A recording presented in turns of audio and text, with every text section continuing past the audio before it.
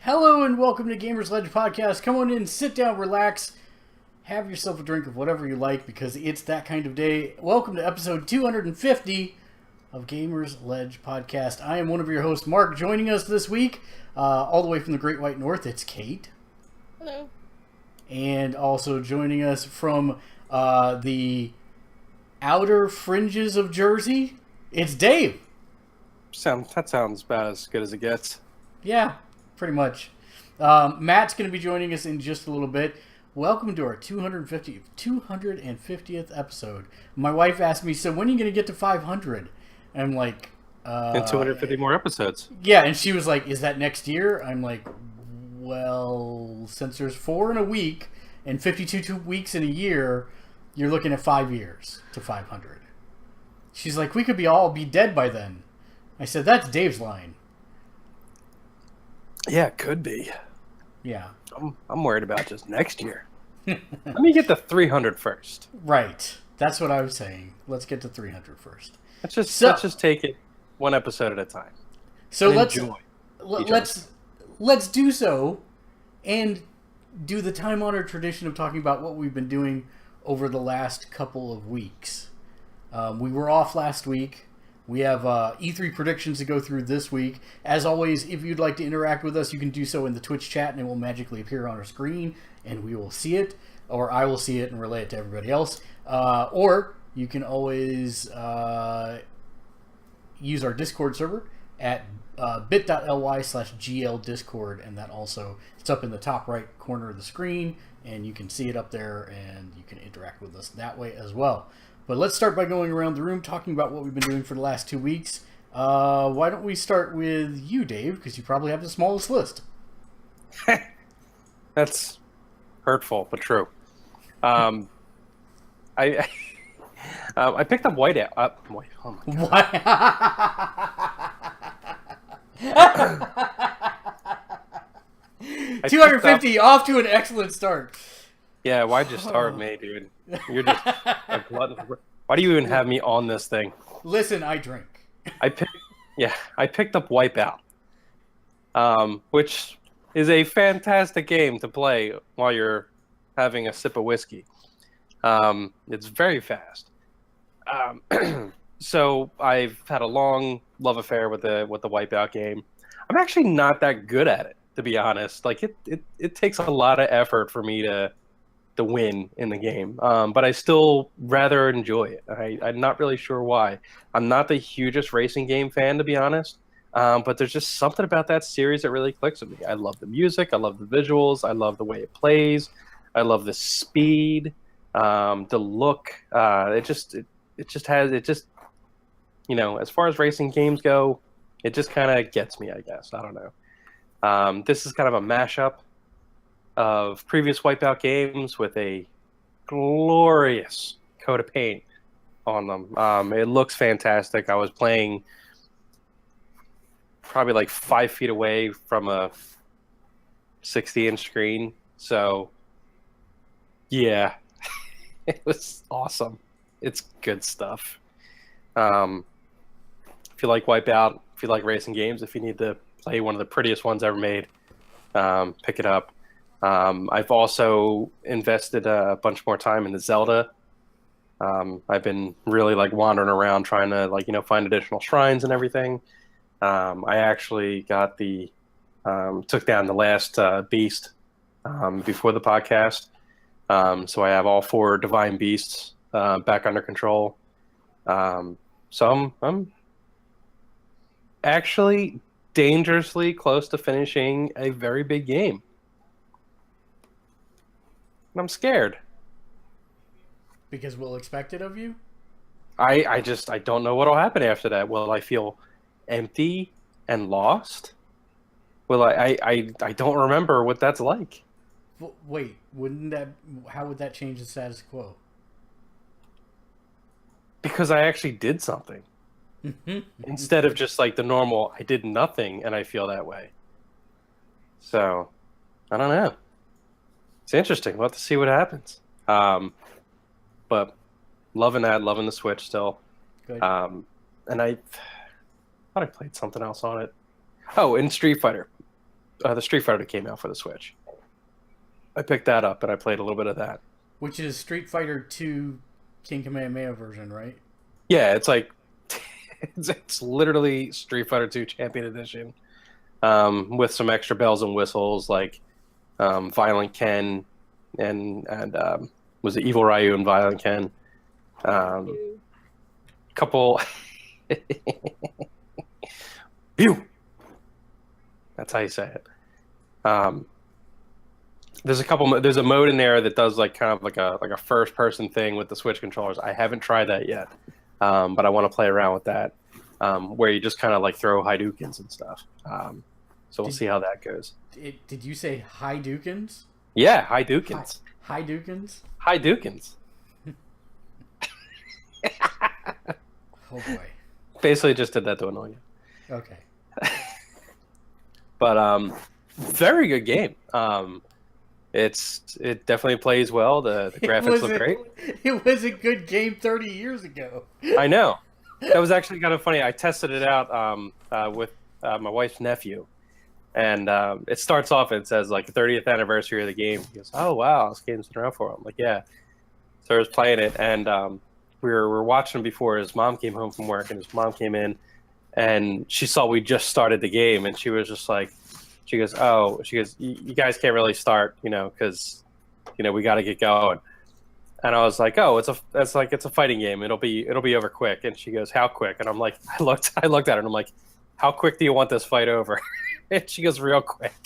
All right. And I just perfected them twice. Like, it was just merciless. And well, to be fair, that game is super broken and unbalanced. Yeah. Sure. But it was funny. He looked over and he just looked at his mom. He goes, Dave's really good at this game. I was like, dude, it's not that I'm really good at this game. I'm actually not that good at this game. But I've been playing it for 3 times the length of time you've been on this earth. So I do have a slight advantage here. And it's rare that I have that kind of advantage in a game, so I abused it. Well, you've been playing Final Fantasy that long. Yeah, literally the same game save right. that long. Yeah, I believe that. That's not true. I've actually finished a bunch of them, but they were all on like the Game Boy and DS. Did you play anything else? Wait, more importantly, did you watch anything else? Oh, I did. I caught up on Doctor Who. No. I watched. Help me out here. I must be forgetting something. Big movie. I haven't been to the movies. You didn't watch it? I thought you were gonna watch it this last weekend. What, Wonder Woman? Yes. No, I didn't get a chance to. Oh, Dave. Yeah, remember I was saying we were going to skip this one because they ruined every DC movie up until this point, and then by the time the review started rolling in, right, yeah, we could not get tickets. Yeah, that's right. For the opening weekend, so it became a non-issue. I will tell you that there was not a single open space in my theater. Yeah, no, they I'm telling you, there were no open spaces in any theaters around me. And not at a show I could go to, so there might have been, but it's so yeah, that was rough. So I'm going to try and catch it maybe like during the week or something like that. But I hear it's good, and I'm very excited for that. Well, I'm sure Kate will talk about it when we roll around to her. Anything else that you played or saw of note? Not really, no. All right. Kate, what have you been up to over the last couple weeks? I haven't really played that much. My list is probably actually shorter than Dave's. I played some Injustice 2. Oh, yeah. Not actually that much. I've been playing a lot more of Injustice 2 mobile. I've been playing a lot of the mobile game. And I've been playing some Dead or Alive Extreme 3. That's about it. And I did go and see Wonder Woman, so I actually did see a movie. It's been popular. Dave, what are you doing to your What? microphone? Oh, the cat was purring. I'm sorry. Is it okay now? That's it. That's it. Oh, well, do you want to talk about Wonder Woman? Non-spoilery? No, it was really, really good. I find I don't. If I can't talk fully, it's good. Okay, gotcha. Yeah, so let's see. I have been playing more Marvel Heroes than I think I've ever played Diablo. At this point, I am hip deep into it. We just released a new quick start guide that shows you what you should and should not spend money on, and how to kind of map out a rough outline path to get your character to max level and through the cosmic Just trials. gotta say though, I downloaded that game. I haven't touched it, but when I downloaded it in the PSN store, Mm-hmm. like those character packs are ridiculously expensive. So it seems like that on first glance until you understand what you're getting in them. Like the X-Men pack is the most expensive one at $60, but the cost per character, because that's how this game makes its money, is by selling characters. You don't ever have to spend real world money, and they give you Daredevil for free. If you have access to the PlayStation Network, you don't have to be a PS Plus subscriber. You can get Daredevil for free. So that's one character that you get for free. When you complete the tutorial, they give you some shards, enough to get a mid-tier cost character or 2 free lower tier characters. And actually, the lower tier characters are amazing in the game, which I just put in that write-up. So you've got a lot of choice as to what you want to play, or who you get and what you can do with it for free. So, but if you do buy that X-Men pack, you actually get, let me see, it's Psylocke, Beast, Jean Grey, Wolverine, Iceman, and Storm. And Wolverine, Jean Grey, Iceman, and Storm are all tier 1 power characters that are much easier to complete the game with. And you get their alternate costumes for all of them. The costumes in that game alone, that's their cosmetic, how they make their money, cost as much as a character normally. And you also get $20 of in-game credits, and you also get 5 stacks of a combination boost, which normally costs $12.50 on its own, if you were spending real-world money on it. So that X-Men pack is the most expensive, but it's also the best bang for your buck. But keep in mind, you don't have to buy any of them if you don't want to. So, just FYI. But yeah, that game is immensely fun to me. I am having fun leveling a bunch of characters up to level 60. Oh, and there's a map. Bam. And so yeah, that's been most of what I've been doing, burning time in there, and it's been a lot of fun. It's a really good social game. It's easy to play. You can have a party of up to 5 people, so that's really nice. You don't have to do that. You can play it as a solo game if you so desire, which I know is one of Dave's big things. Mine too. Yeah, so you can play it completely solo on your own if you desire to do that. No problem. No problem. But I've been playing Marvel Heroes. Played a bunch of Rock Band last night to help the team out. Which as soon as Matt gets in here, he can tell me if I was successful in helping or not. Because the cutoff was like 9 p.m. last night, and I played from I think 6:30 to about 8:30 last night, and racked up a bunch of XP for our group. And what else have I been playing? I've been playing Injustice 2. And did you see, Kate, in that last patch that they upped all the prices of the boxes? No, I don't really buy that many boxes, so I didn't notice. Yeah, I'm sitting on like 2 million. Yeah, I have tons of credits, so. Yeah, but it used to be that the bronze boxes were $1,000, and then the silvers were 5,000, and the golds were 25,000. Now the bronzes start at 5,000, the silvers are 10,000, and the golds are 25,000. So yeah. they're also apparently going to start.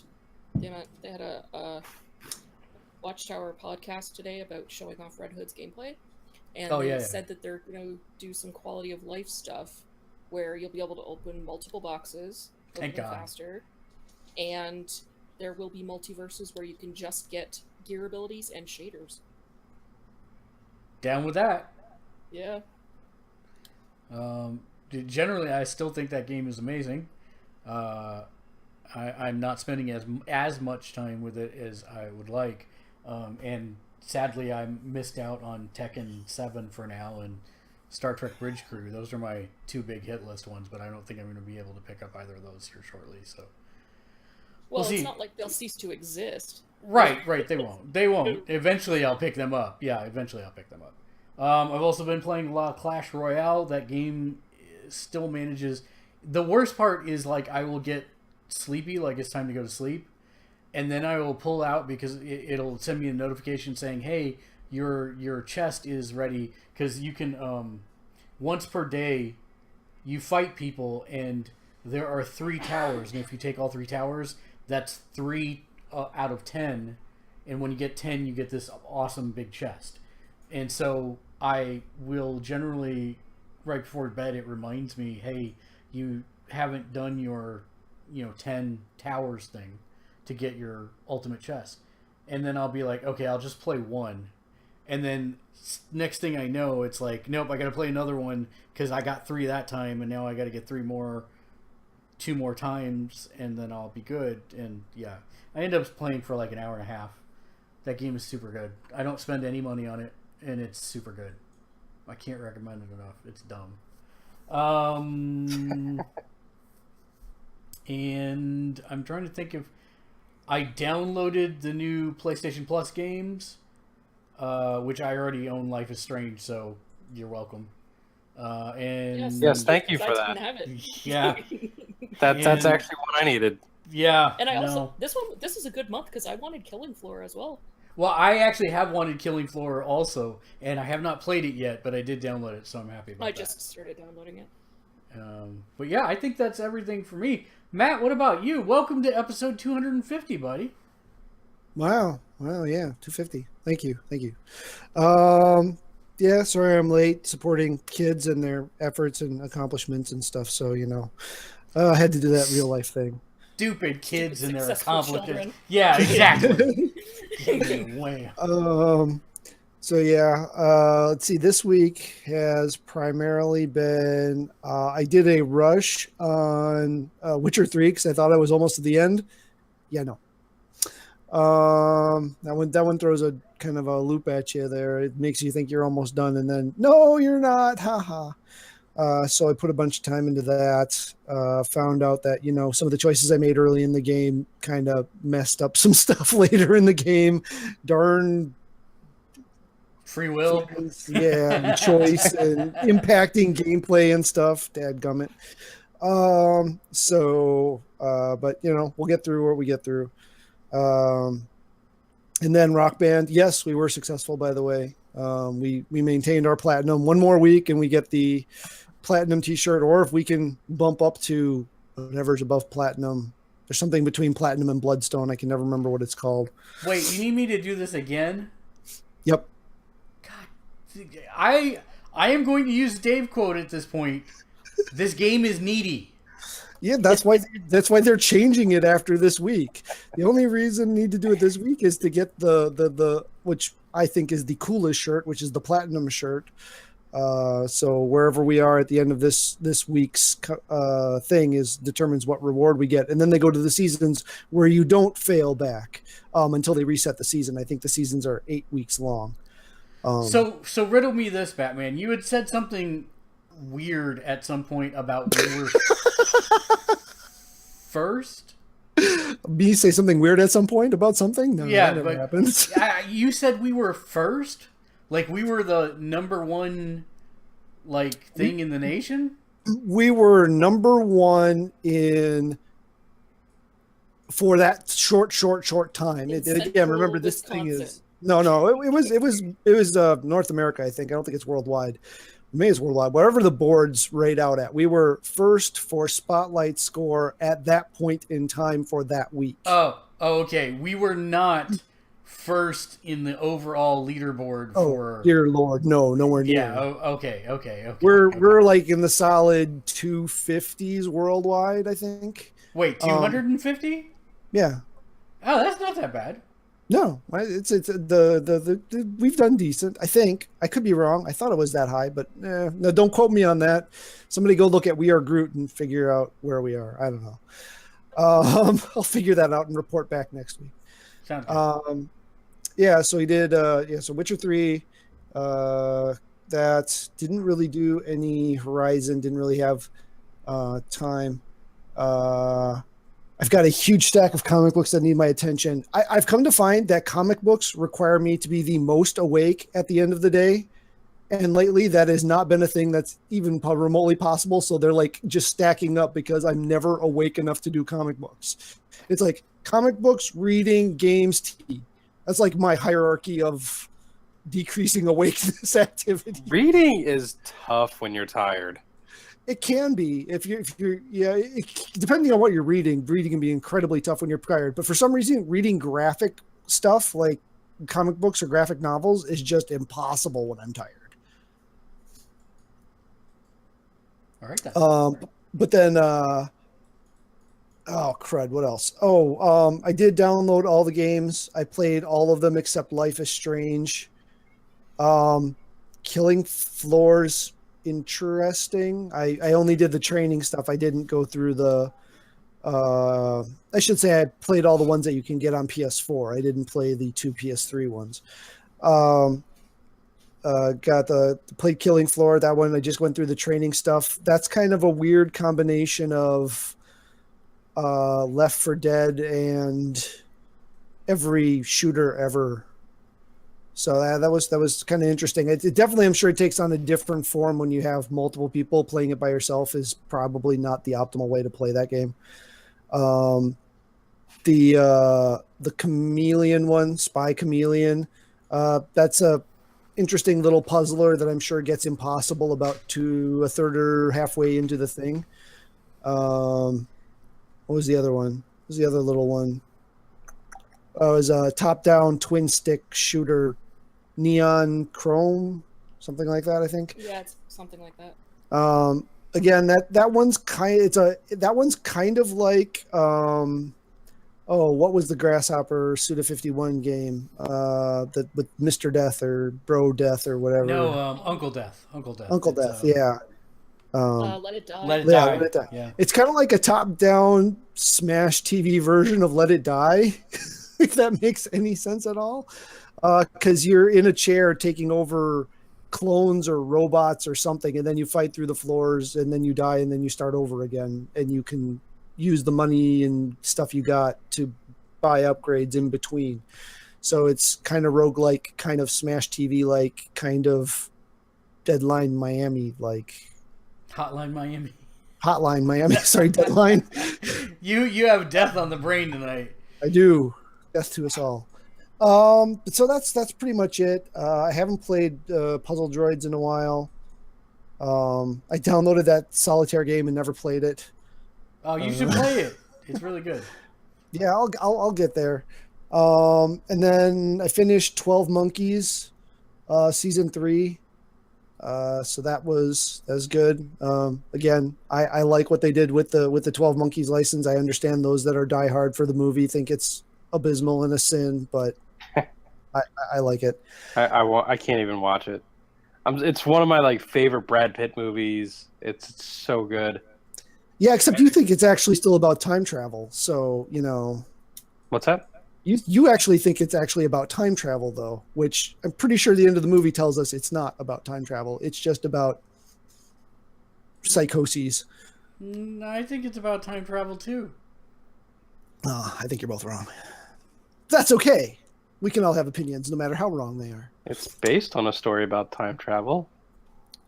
Yeah, but they cast enough doubt on the fact that it's actually about time travel that it could actually not be about time travel.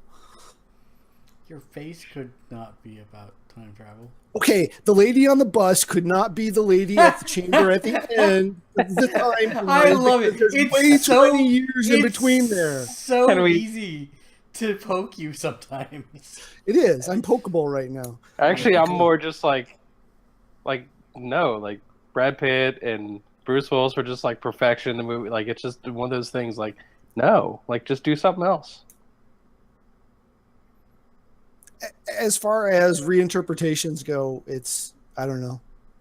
I think it's good, but I forgot to mention that I discovered that Sherlock seasons 3 and 4 are on Netflix now, and I've been consuming those like a greedy hungry. I forgot to mention, I started binging Brooklyn Nine-Nine on Netflix. Oh, it's so good.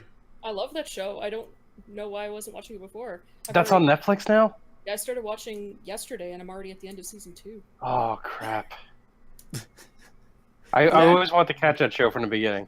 You know, there are few shows that you look at like the first 3 or 4 episodes and say they have the writing on point from day one, but Yeah, that's it one was of good those right from shows. It's Yeah. it's good from the start. so yeah, I Yeah. think that's it. Okay. Well, that brings us then to our discussion topic of the evening. It's kind of appropriate that our 250th show falls on the eve of E3, or the I've never heard of it. What is that? Some show? It's Tiny basically indie thing. yeah, the Everyman Everywhere entertainment show, and it takes place in a tent in San Diego. No. Takes place in a faith healer's tent in the That's Ozarks. No, I moved away from there so we don't have to cover those events anymore. No, of course, the Electronic Entertainment Expo coming up this weekend in LA, and there is a whole lot of stuff going down. You know, I actually panicked today because after we started talking about our predictions and the format for the show tonight, I kept saying Square Enix didn't have a show this year, and like a presser this year, and then I kept saying Square Enix didn't have a presser this year, and then I realized I wasn't 100% sure that was true. So I had to go like scour every site to make sure that Square Enix did not, and they don't. So I don't feel so bad. But for some reason I thought maybe it snuck under the radar. So this year we're going to do something a little bit different. We're going to actually grade ourselves next week when we do the wrap-up show. We'll revisit our predictions for the show. We should make bingo cards and see who gets bingo. Why are you laughing? That's a great idea. Well, I'm laughing because how many people are going to have Peter Molyneux in the middle square? That's No, yeah. the middle square would have to be Nintendo does not win conferences. So it's like a free square. Well, yeah, technically they're not even at the conference, so I don't know that they got a booth, but that's about it. So yeah, we're going to do 10 predictions each, and we will grade ourselves next week, and as we'll also be wrapping up E3 next week, so it'll be a jam-packed show then as well. You can join us this weekend for all the good stuff. It starts on Saturday? Yeah, it starts on Saturday, Sunday, Monday, and then we probably won't cover Nintendo's 30-minute presentation on Tuesday.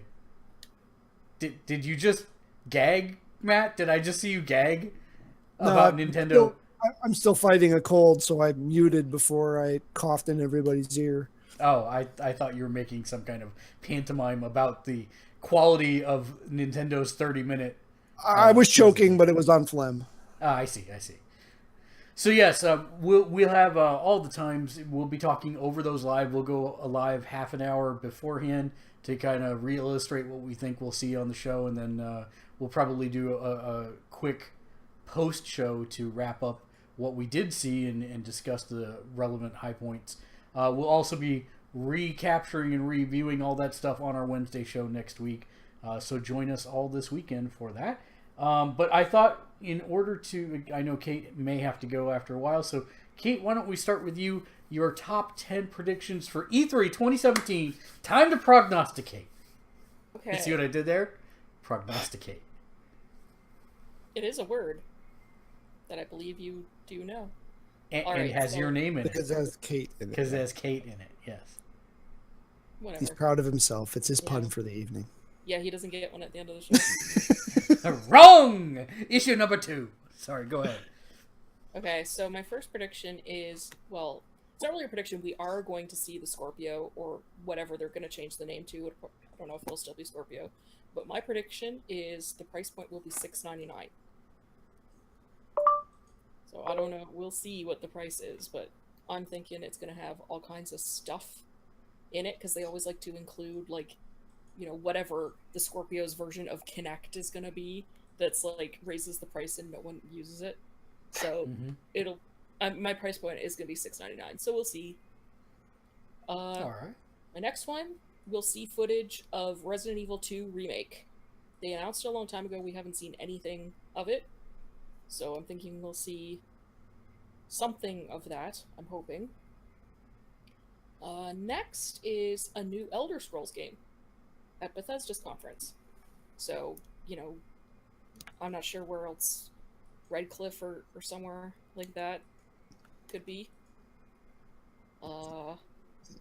That Team Ninja will have something. Either a new IP, a new Ninja Gaiden, or a new DOA game. But I'm thinking they will have something. Doom 2 is one that I think might show up. The sequel to the recently released Doom. Yes. Got it. That's why it's called Doom 2. Not the original Doom 2. I was saying, Yes. I was clarifying that it The is sequel a to new the game. rebooted. Right, Yes. not the original game. Yes. Sorry. Yes. No, not a remastering, like a sequel to the new one. So I don't know if you could consider that a remastering of original Doom 2, or if they'd kind of go off on their own, whatever. Yeah. It'll be a new Doom game. Got it. A new Sucker Punch game. Either a new IP or a new Infamous game. Either or something from Sucker Punch. Okay. I know you have... I know that you sort of have this on your list, but I'm going in a different route. Mm-hmm. A From Software game that is not Dark Souls or Bloodborne. Something like a new IP. Interesting. What makes you say that?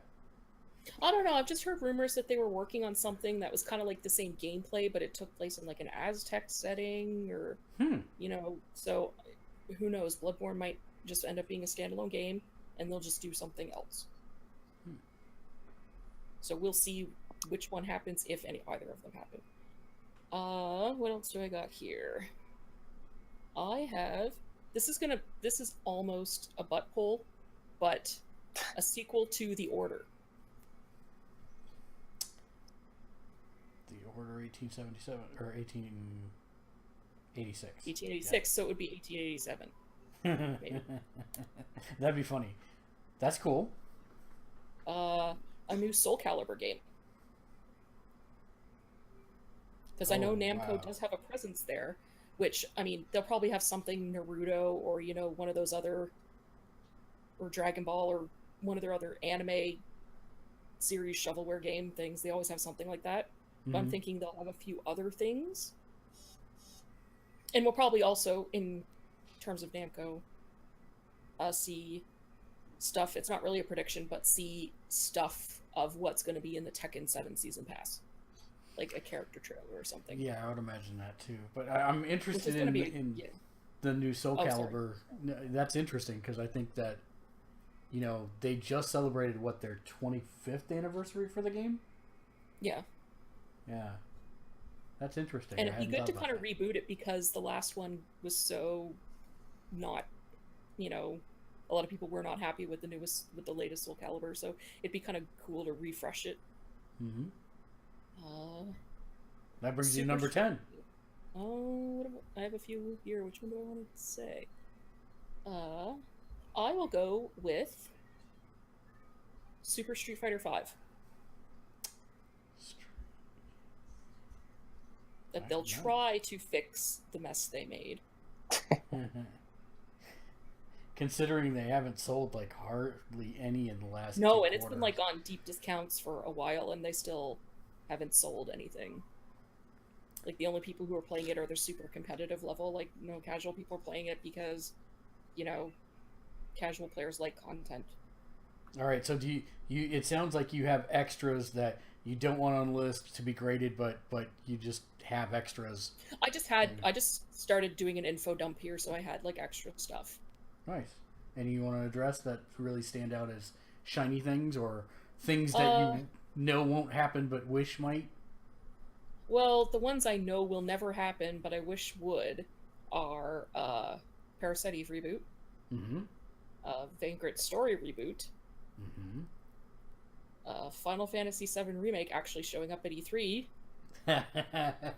I actually am like, if I could have one wish, like, even though I know it's not going to happen, that would be it, because it's still 3 years away, but show us something along the lines of gameplay. What we got? Show us something, because they must have like at least Tifa or Aerith rendered out, so you could at least show something with them in it, or Red 13, or anybody. That stuff, if it's not done, it's not 3 years away, it's 10 years away. How about Cloud in a dress? Yeah, because, you know, everyone wants to see it, and I'm not joking. Everyone does want to see it. Yep. I'm looking forward to also seeing Vampire, the PC game that's also coming to PlayStation and Xbox. And there's what's this on here? Oh, that a Tom Clancy game of some sort will show up at Ubisoft. Now that's a Dave prediction if I've ever heard one. Yeah, that's like a guarantee. Or maybe Nintendo will show something for a Smash port to Switch, and they'll show a new character, like how Mario Kart had the Squid Kids from Splatoon as like new characters, even though the game wasn't new. They'll do this same sort of thing for Smash with a new character like Goku or someone. Nice. I think Matt fell off the internet again, because all I see is a picture of his smashed face cat. All of a sudden. So Dave. Okay, so that's it for me. All right. So, Dave, how about your list? Oh, that's funny. I was one short. I started getting angry, and I was just like, so I was like, I need to go back to this. So I'm looking at my number one. It's blank. Let's see, what can we throw into that one real quick? Sony doesn't mention the Vita at all. Pretty sure that's a safe bet. It's not even going to show up in a sizzle reel. No sizzle reel or any kind of coverage. Nothing. So, there's going to be zero Vita games in the U.S. Do you think they talk about sales numbers for the Vita even? Or just like no mention of Vita whatsoever through the entire presser? I think they're going to like just not mention the Vita at all. Okay. All right. That's no Vita. So you wrote these down, right? I can close. No, I'm writing them all down. Yeah. Okay. Poor Vita. Yeah, the damn thing is amazing. It really is a shame because it's still to this day has to be I'd say my favorite portable as far as like hardware goes. I mean, it's got Lumines on it, so I will say the one thing about it that has changed for me is since the advent of the remote play software for Mac and PC. I had been using it specifically for that. Now I never used it for that at all. Yeah, because it's so good that I don't need to. So I don't think there's going to be any mention of it at all, and that's just going to be kind of sad. EA is going to bring back the construction set games. Like Duplo? No. You're gonna have to help me with this too. Yeah, I don't know what you're talking about. Oh wow, okay. So back in the day, EA, when they used to have a logo with 3 letters, they had the series of games called they were called Construction Set. There was like they had one called Bill Budge Pinball Construction Set, and you would build all your own pinball tables, and it was basically just like a toolkit, and you can do whatever you want, and just load them up with like points and like stretch things out, control the graphics and everything like that. It was insane. Then there was like racing. There was what was it called? Like racing destruction set was another one where you would build tracks and you would have like race cars, all these different like race cars, all these different kind of tracks you can build, and you could even tweak all the physics in the game, like the gravity. So like you can make moon based tracks and everything, all kinds of crazy stuff. Change all the speeds and just like load. So they're going to go back to the well, go back into history, and pull out some kind of sandbox game where people are building their own content. And I think they have a rich history to pull on for that. They might be able to do something. Maybe, I mean, it's probably too late for this because I know they announced a Burnout game. But seriously, the Burnout series or the Burnout world, per se, would be ripe for that kind of game. So that's your number... Oh, no, you're still talking about the construction set games. Yeah. Sounds like Minecraft. Ish. I mean... Well, except but it's I like think... it's genre specific. Yeah, that's interesting. Quick question from Jedi Master B. Are you guys going to broadcast during E3? Yes, we're broadcasting all the shows. I'll get you the full list at the end of the show. Go ahead, Dave. Number 3. So number 3, this is when I was starting to get angry. Next E3 is canceled once retailers realize that the game companies are desperately trying to cut them out of the equation. Huh? No. I don't understand. What? It basically kind of ties into another one. I mean, it hasn't been a buyer's show for years. Oh, never mind then. Yeah, I mean, if you're not familiar with E3, it started out as basically the yearly show that video game retailers who purchased video games could see what was coming down the pipeline for the next year, and they would actually come with purchase orders in hand for however many they wanted, which is why everyone always pushed to get their demos out by E3 so that people could see, play, etc., and figure out how many they wanted to order. But that stopped I don't know, 10 years ago or some such, because supply chains evolved and Internet. you didn't have to, internet, and you didn't have to buy a year in advance.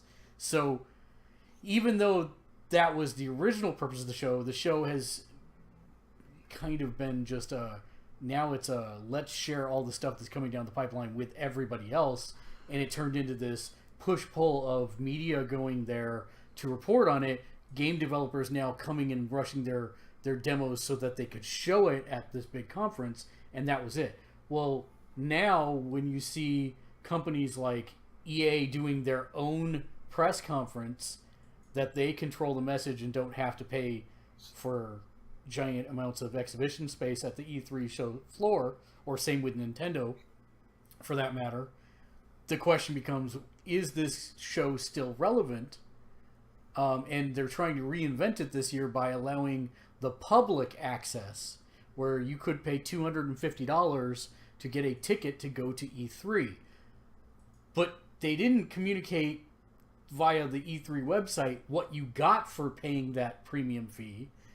And it just means that all the normal people all the industry people that would normally go to the show are now going to have even longer lines to get in to see stuff, because there will be paying public there. So I think this is an interesting prediction, even if it was based out of maybe not the right thing, because E3 is struggling to find its relevancy and its place in. Yeah, I still thought at the core it was still a trade show.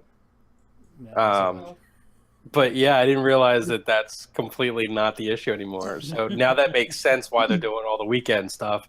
But you know something? Still going to hold to it. I think it's in danger. Okay. They need to embrace the fact that they're effectively a video game con and play that angle, or it's going to die. Well, technically, they're the most important video game con. But whether or not they can make a paid experience that's worth it, because if all those people, I think they sold like 30,000 tickets. If those 30,000 people come back and say, yeah, great, I went to E3 and it sucked. I just waited in line for 8 hours a day and got to play 2 games. I think, and that does not come with like admittance to the pressers. So it's not like people who are going there are going to get to go see the E3 presser or anything like that. So they're just going to get the smell and the disease and to play maybe 1 or 2 games. That's exactly it. So I think that But unless San they can, Diego Comic-Con is still a thing, and that's all you get to do there is stand in line and get disease. So.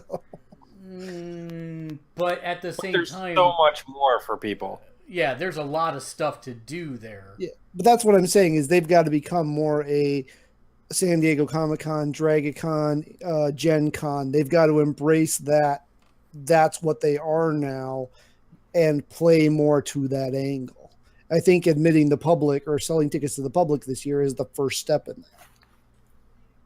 Yeah, I agree. It'll be an interesting thing to watch. So that's a very interesting prediction. So Dave's going with the termination. Next year, they're just dead. Well, okay, so let me clarify your statement, because this is an important clarification.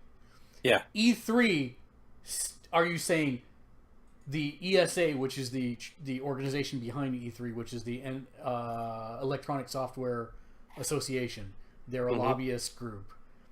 Are you saying that this E3 does so bad that they just cancel it? Or are you saying next year they still have E3, but nobody cares and nobody attends? And I don't know. Technically, we're going to go for the full cancel. We're going to go for the full cancel. I think you still missed the brief on this one, because we can't judge that till next year. Yeah. I mean, I guess we could say at the end of this one, E3 was horrible and it's doomed. I guess that's something we could say. But, all right. Next E3 is canceled. Number 4. Okay, number 4. Everyone wants to bring a Netflix of games to the table. you have to elaborate on that one. All right, so we know Microsoft is already kind of doing that, right? So Sony. Officially? And so is Nintendo once they put their $20 subscription service in play. Yeah. Right. But I'm saying everybody. So like even like EA is going to have their own. Like EA gonna already be- does have their own. That's like Netflix, like a subscription thing? Yeah, it's Origins. That's right. So Ubisoft has one. I'm a So Ubisoft genius. has one too. Yeah, I don't think this counts as a prediction. We're going to have This is no- actually hilarious. Like, Dave is 10 years behind everything in his predictions. Hey guys, I got this great idea for E3. No, but I didn't realize. I thought it was gonna. Or, I didn't realize that everybody had it already. yeah, they do. Yeah, every. Like I thought it was. I was saying it was just gonna be like Hulu, the Hulu for this, Netflix for that, and then CBS wants to do their own because they got this Star Trek thing that nobody's gonna watch. So Yeah, that- every company is doing it, but apparently every company's already doing it. So Yeah, that's why Microsoft was newsworthy, because it was like, hey, Microsoft's finally joining everyone else. oh, that's hilarious. I was not paying attention to that. Okay, so at all. just shift it to we'll have the red box of video games or rental, which probably already exists too, but I've not seen one. Isn't GameFly? Isn't that it?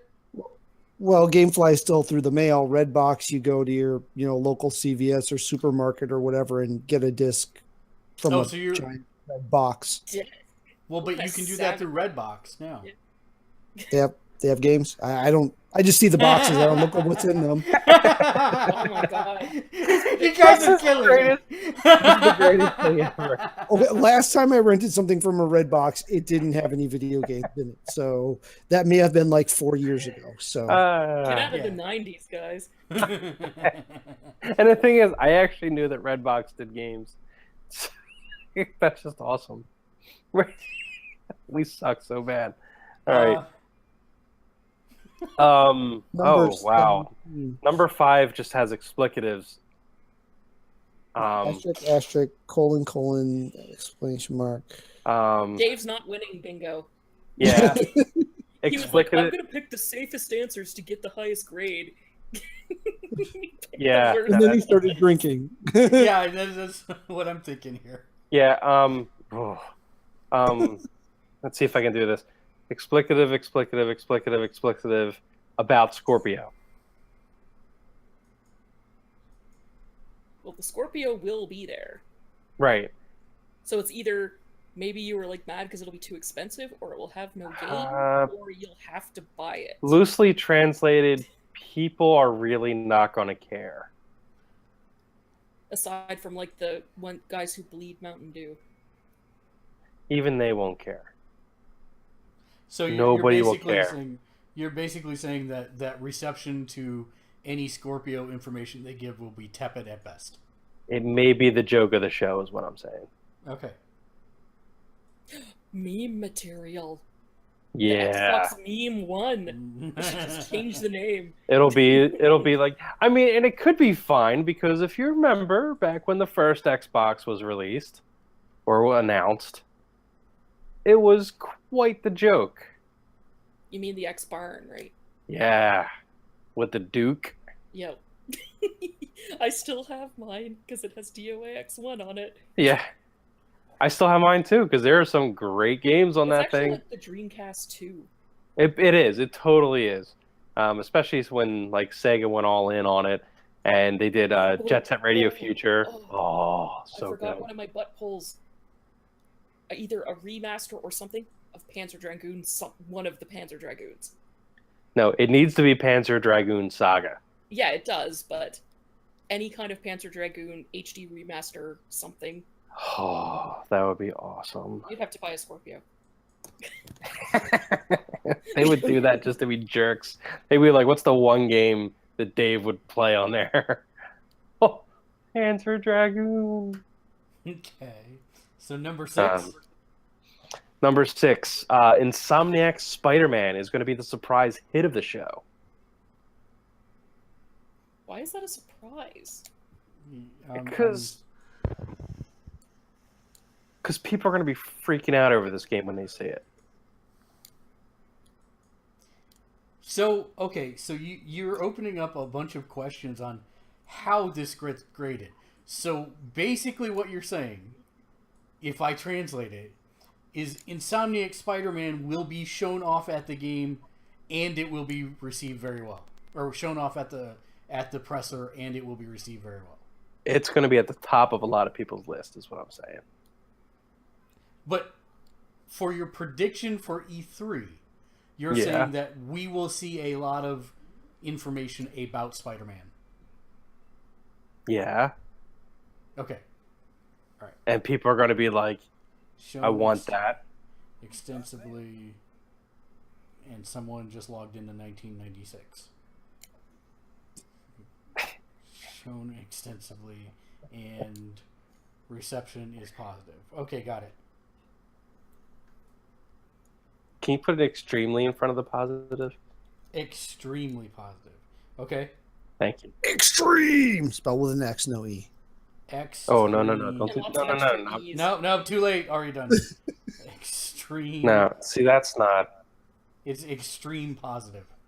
Oh, God. See, that's not what I said. Yeah, but you've been drinking. All right, number 7. Yes, true. Number 7, VR is a minor thing at E3, and I know you're going to hate this one. But I think We Compared- need to compared to last year, which there was a big push for VR, I think you're going to see a lot less than last year as far as VR goes. So we still need to set some boundaries on this because, like, are we talking Less than last year, Okay, not more than last year. but do we count show exhibits into that? Show floor exhibits into that? Because remember that the majority of last year was not on stage. They had a huge VR presence on the show floor, and everyone was talking about the experiences they did on the show floor and writing. On the Sony stage, I do not recall them having an extensive PSVR thing. I recall I'm saying it's not going to be talked about much, and then people are not going to write about it much. There's not going to be much at all. It's going to be like, I think there will be, but it will be a lot more desperate seeming. They'll be like, please play VR. oh, I like that too. That works too. And it's desperate. Okay. All right. Like, Got it. before the Vita officially died, where they're just like, please play the Vita. See, that's not happening. Yeah, that's not happening because they said the reason that they backed off on pushing it was because they were having supply problems. Now they don't have supply problems because this was in an interview with Leighton like last week. Now they just pay $50 for experiences, so that'll be their death knell. Yeah, it is going to be. Well, it's that much on friggin'. I told you about that, right? Yeah, no, I mean they as in VR in general. Most of them aren't. It's just a few that are, and it shouldn't be. Right, but they're the ones that may actually save VR as opposed to people just being tired of silly little experience things. But Yeah, true that. Yeah, I agree. All right, so VR does not have much coverage, and it's desperate. I have that. Number 8. Number 8. This is where we get a little weird. Nintendo is going to announce RFID amiibo cards to cash in on out-of-print amiibos.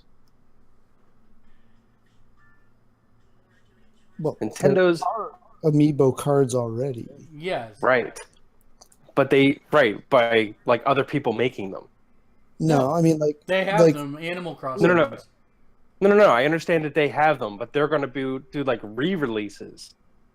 Oh, instead of do re-releases of figures, do them as cards. Right, because they haven't done re-releases of figures, and you can't get the old figures for games you have.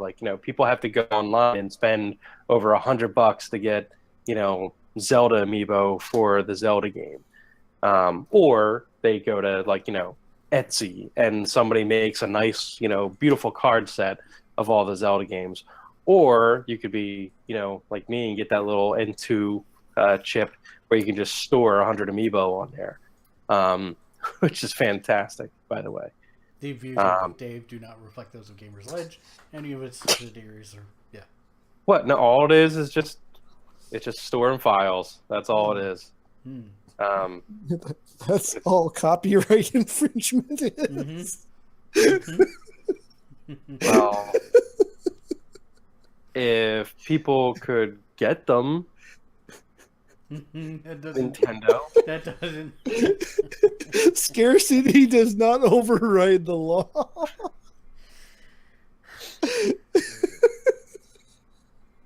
It's bad when I'm agreeing with Matt. That is bad.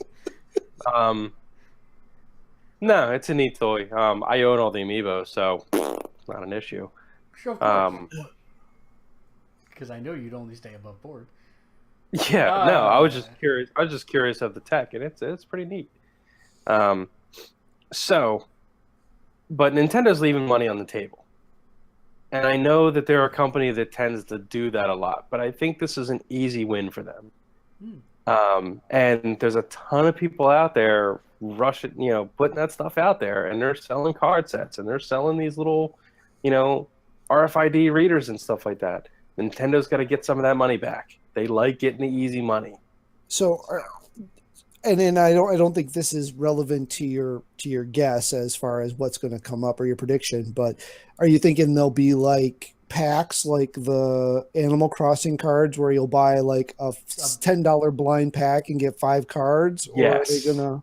Yes, I think it's going to be semi-blind pack where they're going to be like sets of stuff where it's going to be relatively easy to get them because it's going to be cheap to print off, so there's going to be plenty of them.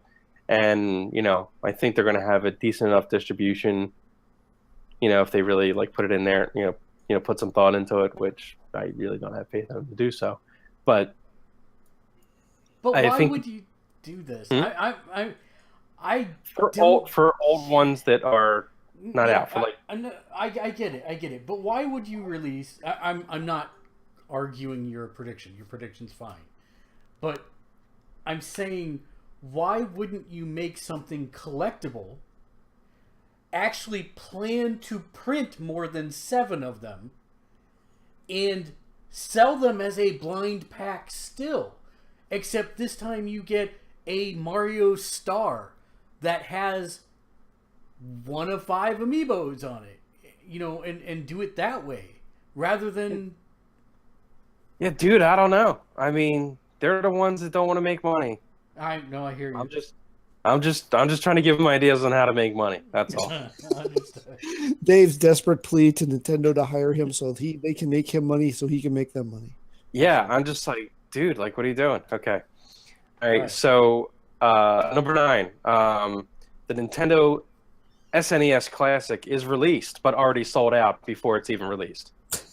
All 2 of them have already been pre-ordered. Yeah. So, so that happened. That happened. We'll know by the end of E3. Yeah, sorry. Yeah. Number 10. And number the 10. funny part is, well, you know what my list is, so yeah. All right, go ahead. Yeah. And number 10, this is the long shot. But Nintendo shows off the Game Boy Classic, which becomes the hit of the E3 news cycle. People lose their minds over it. Wait, so do they lose their mind more than Insomniac Spider-Man's Extreme Positive? Different. That's software. This is hardware. Oh my god, you slay me. All right, yeah. All right, and people lose their minds. Got it. Everybody just immediately defecates right in their pants when the news is released. Wow. All right then. Can you immediately give him an F for drinking Crystal Pepsi? No. Can we? Because listen. If you're gonna live in New Jersey, then you should drink the Crystal Pepsi. Can we talk about how this is now I only have 2 more left, and I think they finally have dried up the supply. So let me enjoy the little things. No, Pepsi Fire is garbage. Okay, that's the worst one. That is so hard. You're drinking the Cristal Pepsi Fire of Pepsi. Yes. Pepsi Fire was so horrible, I dumped it in the toilet. And that's when I realized it had a red tint to it, and it looked like somebody needed to go to a doctor. That stuff was awful. So what are your... Crystal Pepsi is awesome. So what are your, crazy dream things that'll never happen? The return of the Game Boy. Oh, I thought that was your number. That was an actual prediction. Yeah, no. No. Yeah, she's the Game Boy Classic hardware is going to be a compilation hardware, kind of made like the old style. Like the NES Classic and the Super NES Classic. Right, but it's just going to be a handheld version. So that's totally going to happen.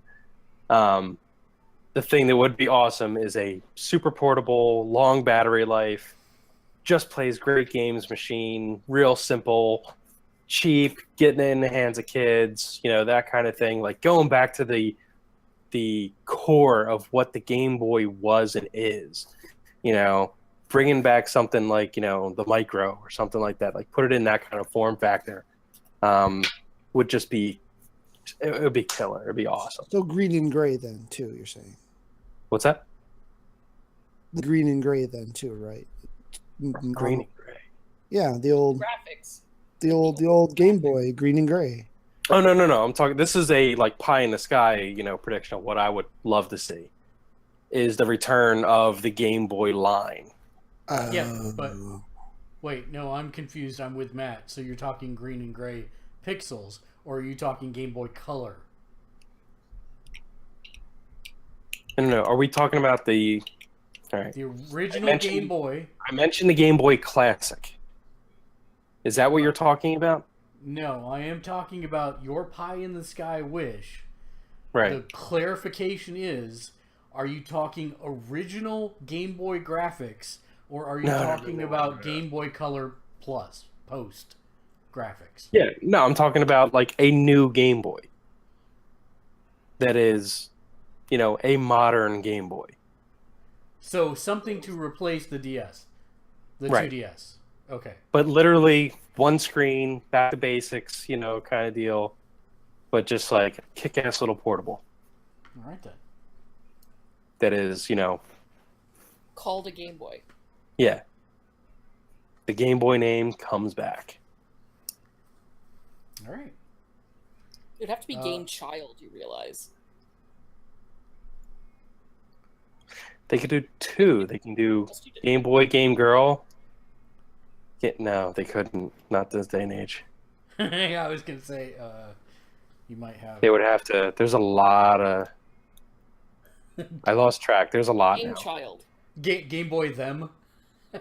No, Game Child. Or no, Game them. Yeah. Well, you can't say Game Child because then adults wouldn't play it. Then adults want to play it, so it's got to be Game Being. Game them. No, because then that's. I don't know. All right, That would offend somebody. Matt's Game rebooting, Game. so I'm gonna do It's my called 10. The Game Machine. It's got to be Game Boy, okay? It's just cashing in on the name. It's fine. My first prediction is that the Scorpio will be announced to play some form of VR or AR natively, and be priced at $4.99. Now, I'm not saying that the VR or AR is going to be included in that bundle for $4.99. I'm saying that. Oh, I was gonna say VR. No, yeah, like no. in there for $4. That would never happen. No. This is Microsoft we're talking about. Yeah, they like money. It's a two-pronged prediction. Number one, that there will be some kind of VR AR that you can get for it, that they will show at the show at the presser. And But you mean like the base Scorpio? Right, the base Scorpio will run it, and the base Scorpio will be priced at $4.99. Now, Kate, I found yours interesting because I think that there was so much negative stigma with the PlayStation 3 launching at $5.99 that no one will ever do that again, or higher. I still don't know how they're going to afford. They're gonna have to lose money on it. Yeah, I agree. Or they Like a lot of money. Do you think they offer an option for, which this isn't in any of our predictions, but do you think they offer a subsidized version where you subscribe to Microsoft, like a cell phone, to get it? To get the Scorpio? Mm-hmm. They've wanted. They've hinted at that. Well, they want that. I wonder if that might not be what they do. I wasn't confident enough to put it as the prediction. That's a better way to not lose a ton of money on something that, because I think even at $6.99, if it's gonna run be what they said it's gonna be, $6.99 will still lose money. You know something? Yeah. I will take that one. I will take that one on the chin. If you want to sit there and put that in as instead of the Netflix one that apparently came true 5 years ago. I think it's a pretty. Actually, I will say Microsoft console subscription. Okay, I got it. I think it's a pretty good idea because it's a way for them to charge $900 without people going like, "What?" Because if you do it on a subscription, it's built into your contract just like a phone, right? Because most people do not just buy a $900 phone. Right. That is absolutely correct. But at the same time, if it doesn't have any games, no matter which subscription they offer, it's going to be the Xbox One all over again. Yeah. My number 2 is still Scorpio related. The Scorpio release date will be in October of this year. So October 2017. For holiday, yeah. Yep, for holiday. Number 3, Assassin's Creed will go games as a service, and they will announce Assassin's Creed Origins to launch this year. I wanted you to Elaborate. explain what you... Yeah. Yeah, so How you meant that. So a lot of games are moving away from the traditional, we're going to launch a game and then next year we're going to launch another one. That's been the Assassin's Creed model for forever, is churn it out year after year after year. Games as a service model says we're going to make a base game and then we're going to heavily support it through DLC for 1, 2, or 3 years post-launch. Oh, okay, that's what you mean. Rather than... So it turns it almost into a service. Like, here is the Assassin's Creed game, Assassin's Creed Origins, and you get all this, but then after year 1, here's more stuff. Think Destiny, except Destiny, that's a bad example because Destiny's coming out with Destiny 2. But Destiny wasn't supposed to do that. Right. That's exactly it. Destiny was not supposed to do that, but they ended up doing it. Or Rock Band might be a better example, kind of. I was going to say, I also thought of Street Fighter 5, but it's like, no, that was a failure too. So yeah, that's a two-pronged one. So we'll see the Assassin's Creed be the first of the Ubisoft titles to go games as a service, and then the second part of it is they will Assassin's Creed Origins will be announced to launch this year. Can I ask a question? Yeah. What differentiates the game as a service as opposed to season pass DLC? Good question. The way they play things. So the difference is that DLC season pass add-ons are not generally significant. Games as a service would be, all right, you've had 6 months to play through Assassin's Creed Origins, and you've experienced the eyes of China or whoever, ancient Egypt through this character. Now, if you pay $30, you're going to get a brand new adventure with maybe a different assassin. So rather than superficial DLC that adds little pieces to it, we're actually turning Assassin's Creed into a platform in which people buy it once, and then it's supported for multiple years with additional substantial downloads. They've done that though with The Witcher 3 and like Dragon Age and stuff too, where you get like actual full episodes. Yeah, and the funny part is, I think I had this queued up last week, but we didn't do the show last week. Witcher is an excellent example of that, but because of the last expansion, they have, and the continued interest in the game, they have actually sold more copies in Q1 of this year than they have in the previous year. So they're actually seeing an uptick in sales because the game is still so highly regarded by gamers. And people say, what should I play? And people go, Witcher 3, because it's an amazing game. Or you've got people like Matt who's like, I've been playing it for 127 hours and I'm still not done with it. It's amazing. So, yeah.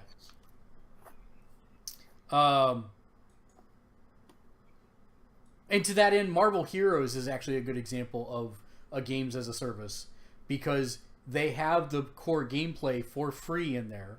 You can choose to support it financially or not, but then they add to that platform by adding more characters, more things to do with those characters, etc. So that's also a good example. Speaking of game time, you want to guess how many hours I have in the Zelda? How much? You want to take a guess? 142. I'm gonna go more conservative than that. 78.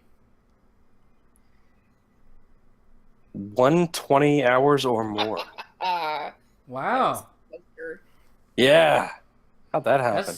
That's like a new personal best, right? It's up there. I mean, post college. Right. It's I think that's probably post college the record right now. Nice. All right, so this is my one safe bet, but it's a little unsafe in how I've phrased it. Wait. This is your one safe after the past ones? Sorry. Yeah.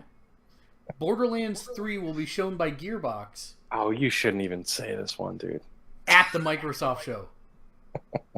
So Do you think Microsoft will have an exclusive or timed yes, exclusive? that's exactly what. Yeah, that's where Do you I'm think going it'll be with timed it. exclusive or full exclusive? Timed. It'll be a timed exclusive. But yes, in fact, now I've got to modify it to say that timed exclusive. Yeah, they're not gonna pull the Sony thing with like what Sony did with Sega, where it's just like, oh, Tomb Raider 2 is already done for the Sega Saturn. Yeah, here's some Sony money to not release that at all. All right, number 5. Sony announces 10 exclusive titles coming over the next 12 months. Like ones that we haven't heard of yet at all. Yes. So not 10 including Wow. God of War 4 or Uncharted Lost Legacy or any of those. Yes, Or and Insomniac Spider-Man. Thank you very much. yeah, Game of but I am counting one thing that leaked today against that 10. Because we found out after I made the list, but before we went on the air, yes, Dissidia leaked. I'm counting that as one of the 10. So I think there will be 9 Well, let's talk more. about that for a second. Yeah. So we're talking about the arcade version of the old PSP game. Yeah, it's a 3 versus 3 Final Fantasy fighter. So almost made by Team Ninja. Yes. So my question is, does that count as fulfilling your Team Ninja No, because prediction? it's been out in arcades for a while. Like it's been out. It's like a Tekken 7 thing where it's been out in arcades in Japan for a long time. Gotcha. And this is like a console port that's getting like extra stuff, like in story mode, the same as Tekken 7 did. Gotcha. So it doesn't really count because technically Team Ninja worked on that like 3 years ago. My number 6, which I'm actually excited about that, by the way. I'm excited for. Oh, Dissidia. I'm super excited about Dissidia. Yeah. I've been wanting them to announce it for like 2 years at E3. It's like, oh, it's finally here, and Amazon friggin' leaked it and killed all the hype. Number 6, Bethesda announces Starfield, their new IP, which is Skyrim in space, set for 2018 as the release date. Where'd you pull the name from? Has this been announced? It's rumored. It's not been announced. But they have had some. I think they had something in one of the other games that was talking about it. But yeah, I think that's going to be. I may be wrong on the name, but I think the thing to remember: Skyrim in space. That's what this is going to be, and I think they're going to announce it for 2018. That would interest me. Yeah, it would interest me too, in a big way. And I know it's kind of hypocritical for me to say I'm not interested in Skyrim because I just announced that I put 120 hours into Zelda. But like, for some reason, it's like, it's really specific for me. The fantasy genre, like, if it's like Lord of the Rings style and everything, it does not capture my interest all that much. Why Zelda does not fall into that for me, I really don't know. I guess it's just because it's a lighter version of that, and it's just like, a little more cartoony. It has, it's just kind of different. It has that little, Nintendo swag to it. I don't know, whatever you want to call it. But when it's like the hard fantasy, I just can't really get into it. But that type of game in a space setting, yeah, my interest. Yeah. But you've never been interested in Mass Effect. Yeah, but that's an RPG, and I have actually played Mass Effect. Well, yeah, this would definitely be an RPG. Skyrim's a hardcore RPG. Yeah, but it's not like it's more open It's world. even more RPG than Mass Effect. Yeah, but it's more open world, isn't it? It Sort is, yeah, sort of. But its mechanics are a hardcore RPG. Oh, I thought it was more like No. no, I thought it was more like Witcher, where it was like action. Witcher is a hardcore RPG engine beneath it as well. It does have Yeah, action but elements, but it's all based on that hardcore RPG system. Right, but is it the gameplay? Is it more action? It's not turn-based. No, it's not a turn-based RPG. No. But Right. it still has stats and abilities on armor and gear and stuff like that. Right. But you're okay with that. You're just not okay with turn-based RPGs. No, actually, I'm more okay with turn-based RPGs. So then I don't understand what you're asking. No, I'm saying I thought it was more actiony than I think I'm realizing. Skyrim is pretty actiony. I mean, you got your Fusrodas and whatnot. Yeah, It'll play You should- fairly similar to Mass Effect. yeah. I would say that'd be about a correct statement. Yeah, you know something. I think what I want is something a little more action. I guess like a lighter version. Can I interest you in Call of Duty Infinite Warfare? Maybe not space. that light. Oh, okay, just checking. All right. Something in between there. Number Can 7. Nintendo make a space version of Zelda? Space Zelda. Yeah, that's his 11th. Number 7. Sony does not announce a PlayStation 5 or a PlayStation Pro 2 at this show. There's been a lot of buzz that an analyst said that they were going to announce a PlayStation, the next version of PlayStation in 2018. I call BS. It's not going to happen. They're still too I'll take early that in bet. the life cycle. Yeah, but everybody will take that bet because I'm saying they're not going to do it. They could surprise me and I think blow they me will. out of the water. But they're doing so well with the PS4. Why would you They do are, that? because they don't want an Xbox 360 to happen all over again. But they don't have the surrounding circumstance to make an Xbox 360 happen again. They are the leader of the pack. They have the exclusives. They have the games.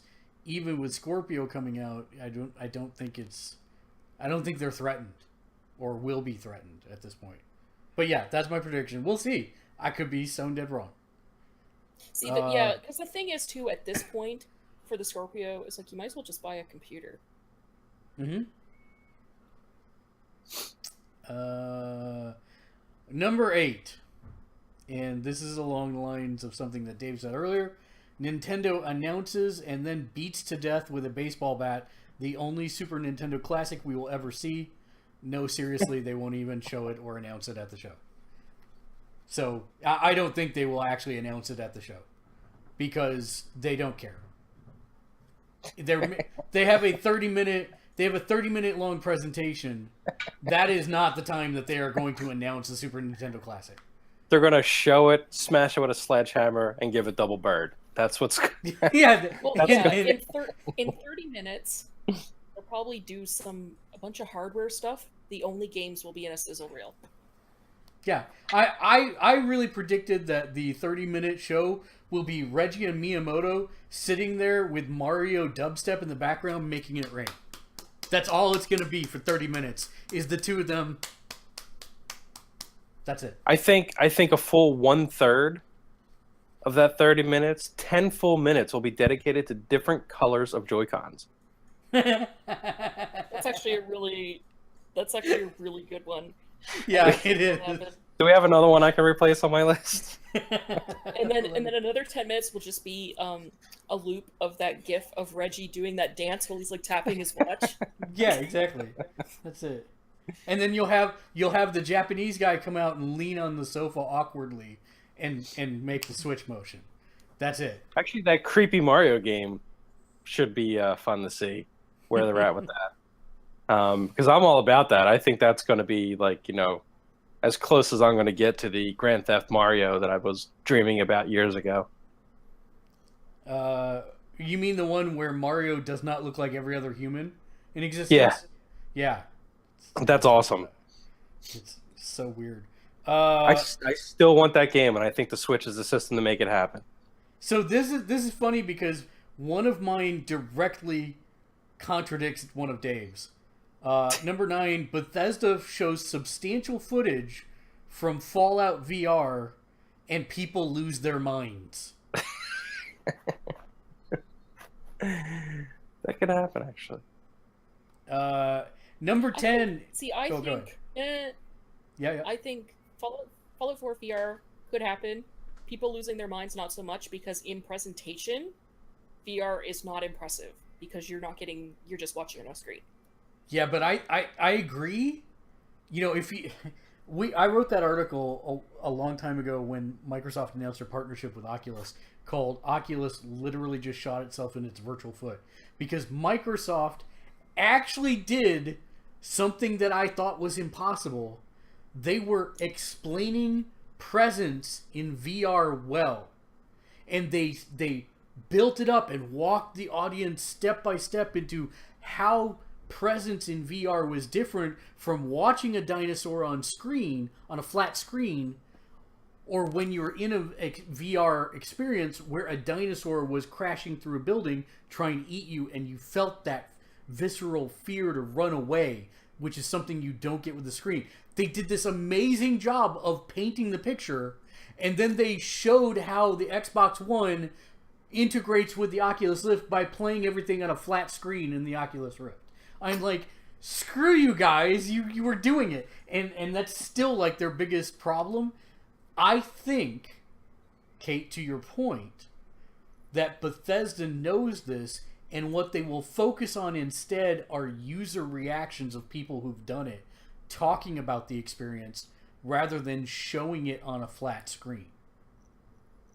And maybe that's the approach that they go with. Now, that's not part of my prediction. It changed me, brah. Yeah, something like that. I don't know. We'll see. But yeah, I think that's a very good point. But I still think that they're gonna manage to whip people into a frenzy about Fallout VR somehow. So we'll see. Because it's going to be exclusive to the Google Daydream. No, I hate you. Amy Hennig and Jade Raymond's Star Wars game from EA that has been quietly Katamariing big names and talent over the last 3 or 4 years, that's being co-developed by Visceral and Motive, will have a name, gameplay trailer, and everyone, including Matt and Dave, will lose their minds. The only way I'm going to lose my mind is if it's a proper sequel to what's the name? What's the game? What was that awesomely? The game played awesome, but it just fell apart in the sequel. Knights of the Old Republic? No. Oh, but also good choice. Rebel Assault? No. Rebel Assault, really? That game was horrible. The first one was fine. First one was not fine. It was fine. The first one, if you had a video card that stuttered at all, you were pretty much unplayable. Because there was like one part of the video that would skip and you could never hit the target. And I'm like, okay, game over. What's the Dark one? Forces? No, not Dark Forces. Dude, with the Apprentice. With the Secret Apprentice. Oh, okay. The Force Unleashed. Force Unleashed. Force Unleashed, Yeah. thank you. So you want Force Unleashed 3 or reboot? I'll go for a reboot at this point. I don't care. Just something that plays, just takes the way like the second one was playing, makes that even better, and then just making a real game around it as opposed to a couple levels. Well, I mean, we have the former Uncharted director and the former Tomb Raider designer working on the game, so I'm hoping that will be good. If that's the case, that game was fun, and they could play around with it, like make it some kind of alternate thing. Don't worry about canon. Just make it so he's like jumping around, interacting with everybody. Just make it like, just call it fan service if you have to. I don't care. Star Wars fan service. But just make it play the way the second one did, but just even better than that, and just make it fun. All right, so I have 6 bonus predictions. I'll go through them real quick. Okay, so Really? just so we notice here, Mark, after much debating, set a rule of 10. He brought 16. This Hey, is now the wait a minute. exact Everyone thing. else has had extras. No, but you in particular. Kate had extras. I I had to have have 10. I have 10. I had to have extras because half of mine apparently He was were drunk. 5 years It ago. doesn't count. Okay, I'll skip mine. Go ahead. No, that's Matt. fine. No, go ahead. I'm just saying the next time. Well, no, Totally yes, fine. please Initially, you go- wanted to do 400. Please go ahead. This is because- true. I should just give him the 6. Please go ahead because you're like, okay, if you're going first, you can't steal mine, and you didn't even say one of the ones that I had to take off my list. Wait, did I skip one? Bloodborne 2. Oh well, but I moved it into bonuses because we. All right, let's go. Hurry up. All right. So Halo 6 is coming, and it'll be cross-buy with Windows 10. That's. It'll be Windows 10 exclusive. Only Windows 10, not on Xbox. Oh no, That would be amazing. that would be amazing, but no, I don't Please think buy they're gonna our- troll in. Please buy the Scorpio, except Halo's not on it. I think that in the Sony conference, Square Enix will pop up with a cinematic Marvel trailer, and there will be no Tomb Raider shown this year, at all, anywhere. Bloodborne 2. This is an interesting one, but I didn't feel confident enough to put it in the main list. Detroit Become Human launches during or directly after the show, I keep forgetting that game exists. and maybe for free. What? That's pretty out there. I know that's my really. You're entering into my territory of nonsense. I don't know. They did it. They've done it for the last 2 years, and they've had really strong success with it. And so I could totally see Sean Lawton going up there and being all like, "Hey, you want to know why PlayStation's the best place to be? Because if you've got a PS Plus account right now, you can download this highly anticipated Quantic Dream game right now for free." I can see him doing that. I mean, how are they going to top a friggin' orchestra? Seriously. 2 orchestras. Dueling orchestras.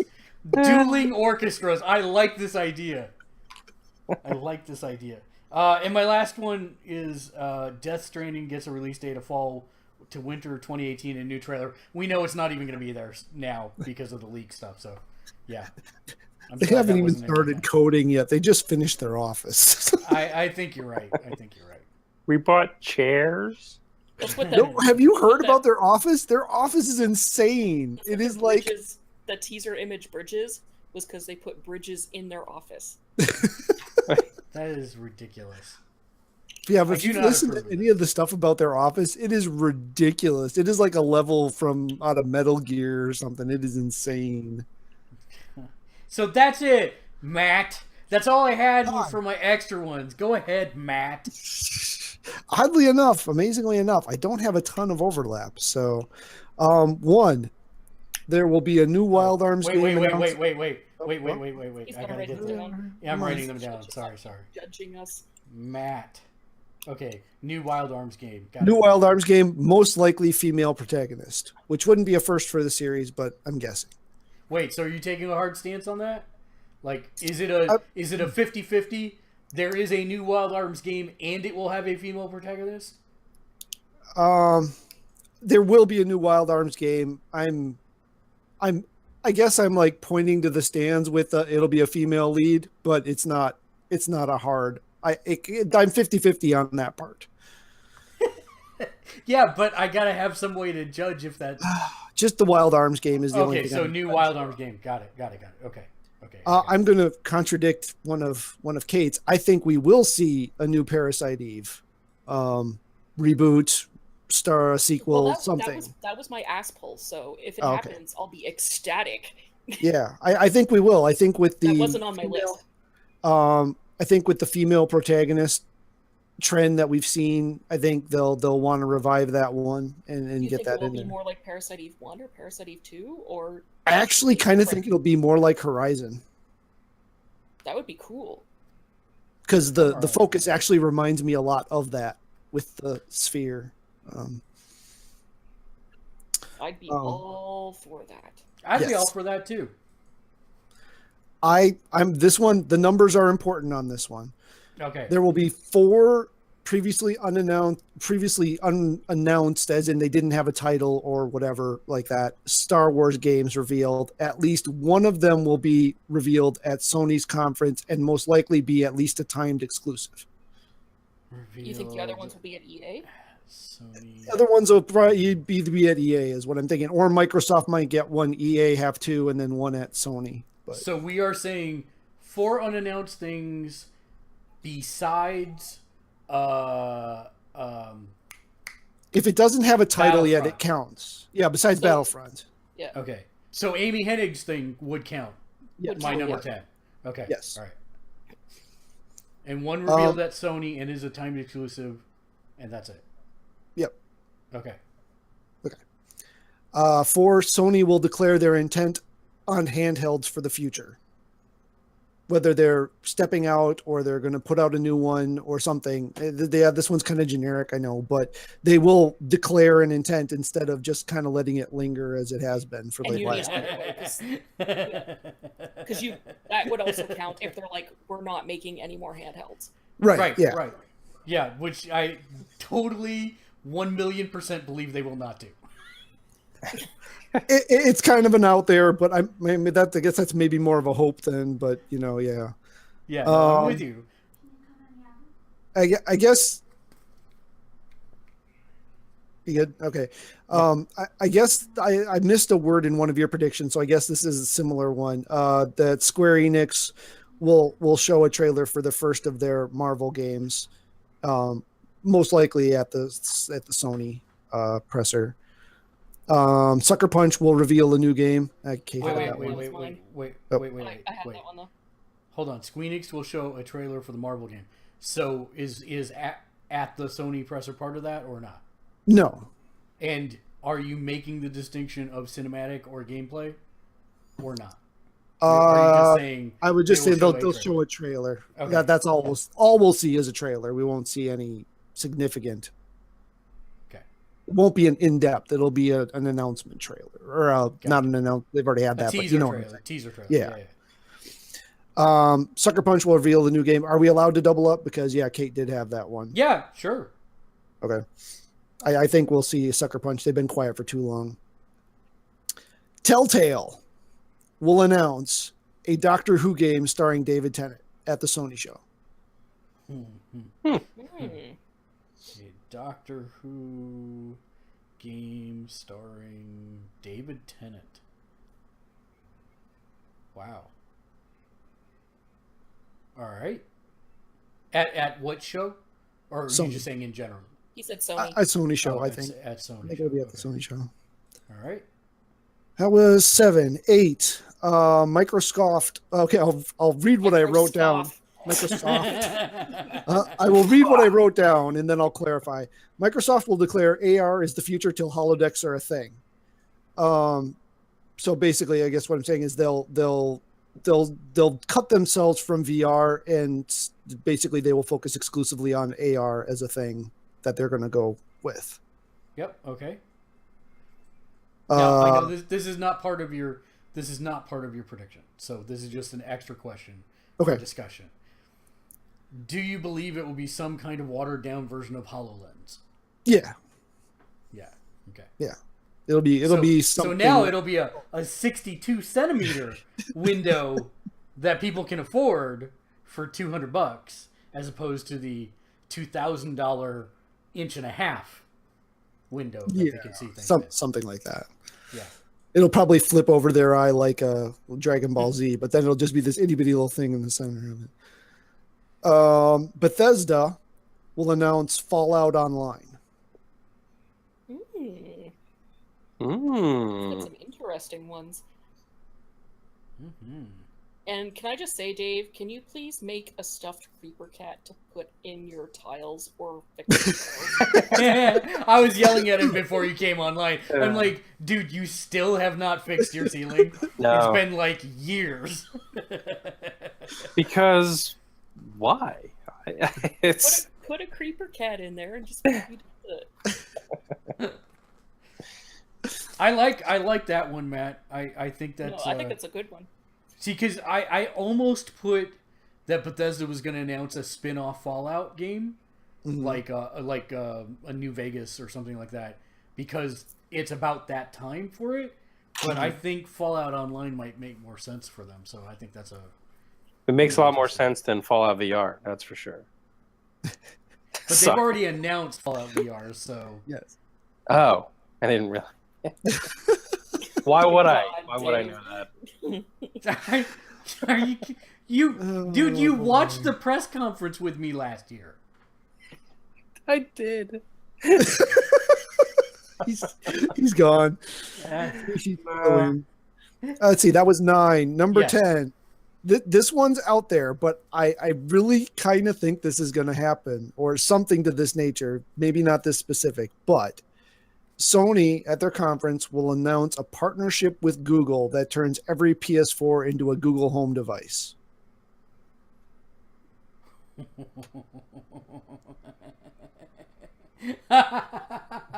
I would literally lose my stuff right then and there.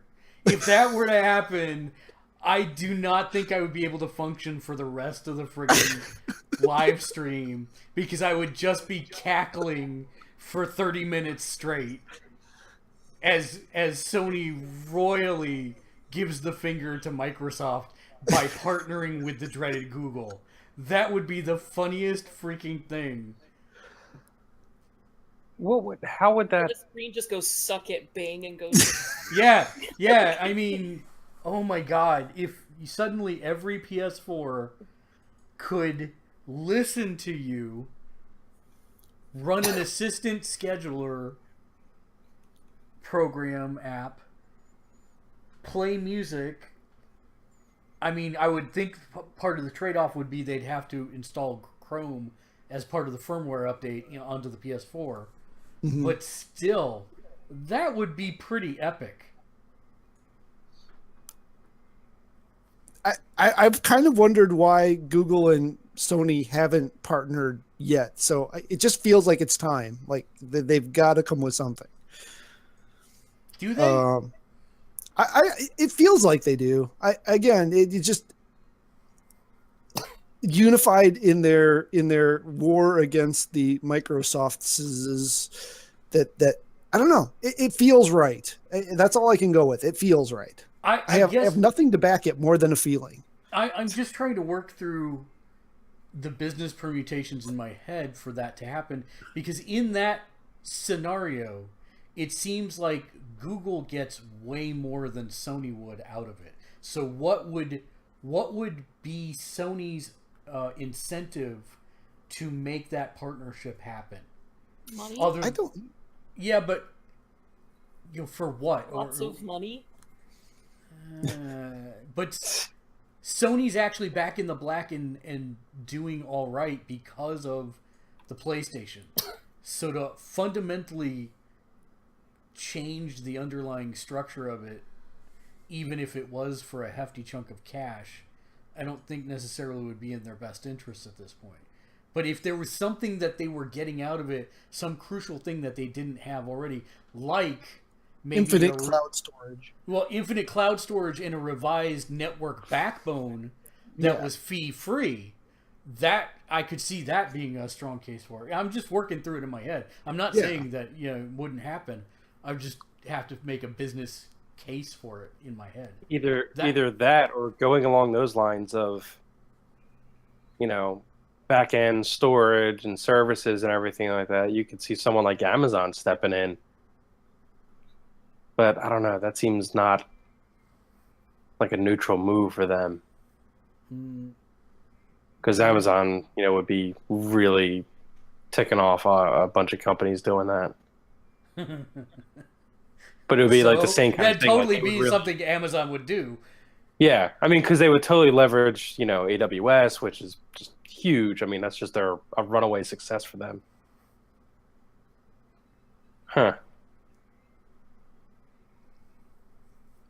So But I don't know. You think they're really pushing their own hardware for that stuff? Like that's the big push right now, is selling their own devices. Why would they partner up with somebody like Sony for that? Like what does that give Google really? well, it gives them the ability to push Chrome and make more advertising dollars on every single PlayStation user, because then Chrome would be the default browser on the device. Do They people use the web browser on the PS4? Surprisingly, I know we don't, but average people actually do. Yes, Really? yes. They're not just using their phone.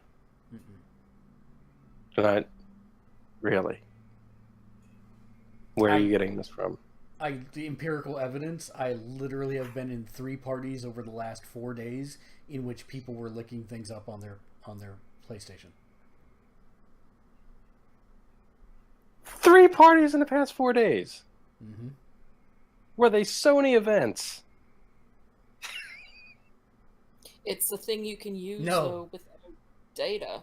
Yeah, that's exactly it. I think they did not have wireless networks, and so they just looked it up on the PS4.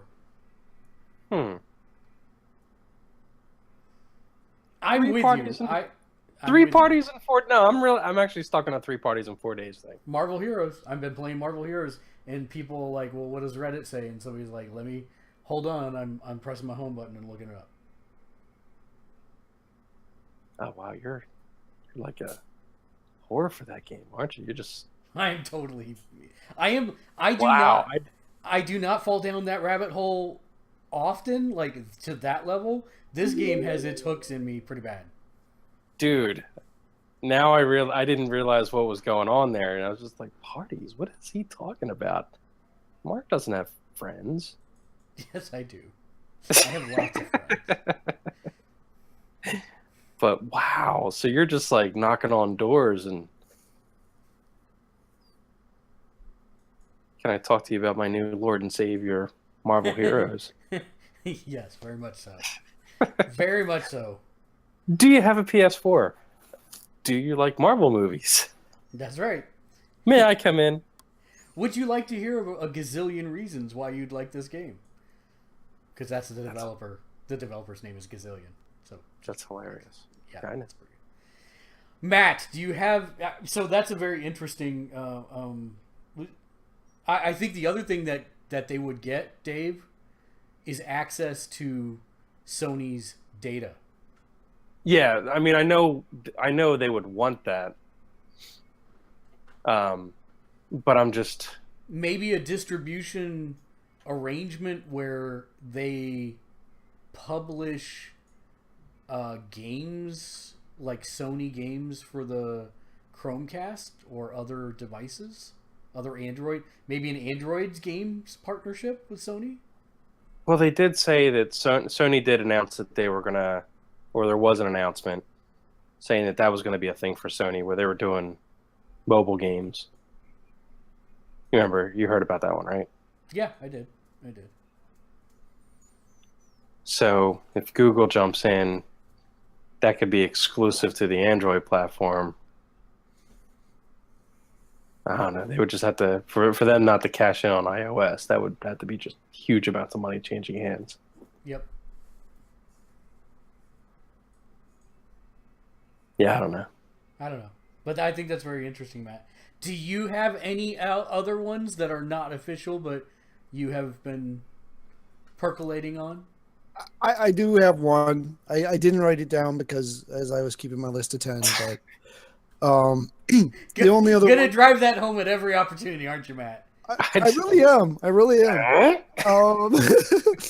The only other one that really is kind of sitting there on my brain thinking that this might be a thing is that Bethesda will announce Fallout 5, but it's a throwback to Fallout 1 and 2.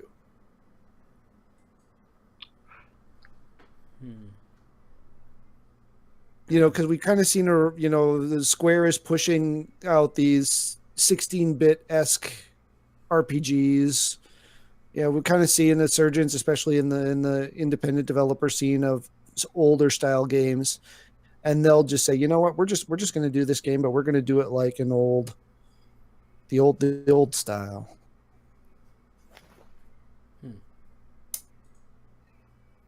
No, nothing. No, I don't. It's interesting to me. I just don't know. I don't know if people would care. I mean, if you're talking like a remastered edition, no, a new game, but done in the style of 16-bit, I think there would be rioting in the streets. If you're gonna make it a full numbered game, I think it has to move forward, not backward. If you're talking like a side game or a spin-off game, maybe I could see something like that happening. Yeah, because it's kind of like, nobody cared about Fallout until when. What happened? What was that? That was Matt leaving. That was my old me leaving. Oh, okay. Yes. From my last crash of the browser. Yes, dead clone Matt. Just yes. Yeah. I'm playing a real life roguelike here. I'm just dying and coming back. You're the Kenny of the podcast. Oh my god. I don't know. I just, there is definitely an audience out there that wants a pre-Fallout 4 style Fallout game. Is that a big enough audience that they'll make it a full numbered or some sort of side experience? I don't know. Maybe. Wasn't that called Fallout Shelter? Just kidding. It was just like one. God, I hated Fallout Shelter. I liked it for about 5 minutes. Yeah, I liked it for 5 minutes too, until I was just like, okay, I'm just now able to do something in the game, and I'm getting raided, and I'm getting raided again, and I have nothing left to work with. Yeah, because you jumped in right away, didn't you? Because the rating thing they backed way off on later. Okay, yeah, because to be honest, the game was unplayable. I don't understand how people were having fun with that, because I could not get into any position where I was able to actually do anything and fend off people quick enough, unless you just got lucky. Your cores are squishy and no longer hard, and you didn't spend money on it, so Oh yeah, that's not an option. Well, that's gonna bring us then to is there anything else? Any other straggler predictions that are off the books? Anything else that we have to talk about the E3? I'm personally fascinated to see what this E3 brings in terms of what the meaning of the show is, kind of along the lines of one of Dave's predictions, because the show is definitely trying to reinvent itself, and I'm not sure. I've got one.